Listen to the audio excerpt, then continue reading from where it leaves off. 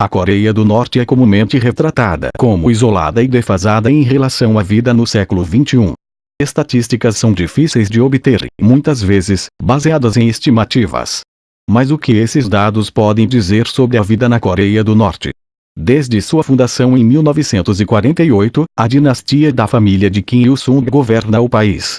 No mesmo período, a Coreia do Sul formou 6 repúblicas, teve uma revolução, 2 golpes de Estado e passou por uma transição para a democracia, com eleições livres.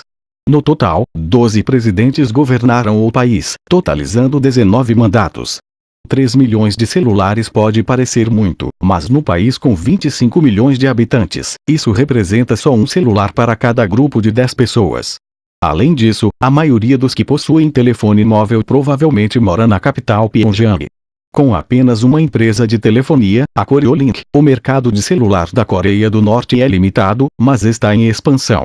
Originalmente fundada como companhia parceira da egípcia Orascom, a operadora foi por muitos anos a única opção. No entanto, em 2015 a Orascom descobriu que o país estava formando uma empresa concorrente, a Biol, e foi forçada a revelar aos investidores que perdeu efetivamente controle sobre o serviço contratado por 3 milhões de usuários. Mas há uma razão para ser cético sobre os números de assinantes de contratos de telefonia. Um estudo do Korea Institute Atsai sugere que parte do crescimento pode se dar pelo fato de norte-coreanos terem calculado que é mais barato comprar uma linha adicional do que ampliar o plano para mais ligações.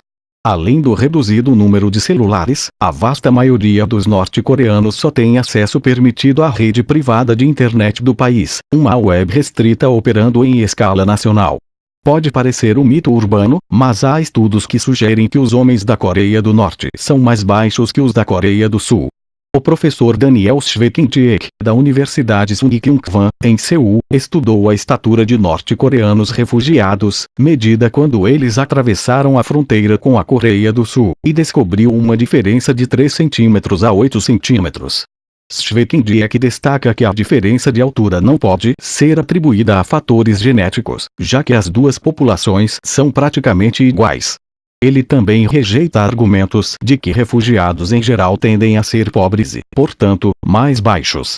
Acredita-se que o principal fator para o fato de norte-coreanos serem mais baixos é a escassez de comida no país. Imagens de Pyongyang geralmente mostram trechos de amplas e intocadas estradas, sem tráfego de automóveis. Mas fora da cidade a história é outra.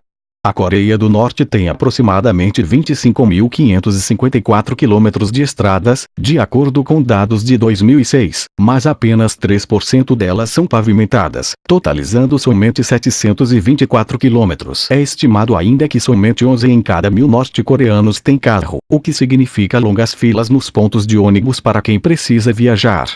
A Coreia do Norte depende da exportação de carvão para sustentar sua economia, mas é difícil mensurar o real valor dos dados fornecidos pelos países que recebem esse produto.